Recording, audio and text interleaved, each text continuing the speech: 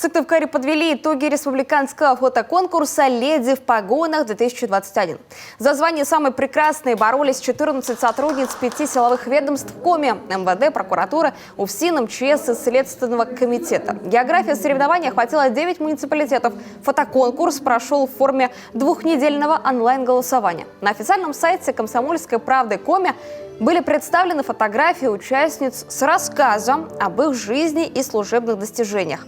Голосовали за красавиц жители всей страны. По итогам финал прошли 5 девушек. Церемония награждения с концертной программой состоялась в Национальной галерее Республики Коми. 5-е место и почти 3000 голосов достались Елене Бахчевой из Микуня. Начальник психологической лаборатории ФКУ исправительной колонии 31 в Микуне в органах служит 8 лет.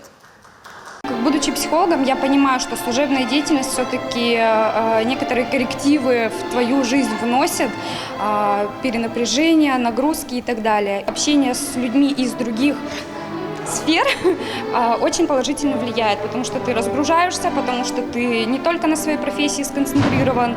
4-е место за 3374 голоса заняла Юлия Дробина, инженер исправительной колонии номер 49 города Печора. 3-е место за 3600 голосов ушла Оксане Ткачук из республиканского УФСИН.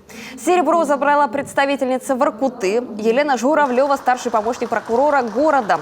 А вот победителем конкурса стала Светлана Колесникова, старший следователь следственного отдела по Усинску. За меня голосовало большое количество людей, в том числе и не только семьями, но и коллективами целыми.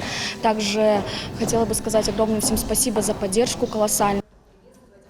Победительнице достался особенный приз – публикация интервью в глянцевом журнале «Комсомольская правда. Авиа», включающая обложку до конца 2021 года. В региональном издательстве такую инициативу намерены повторить.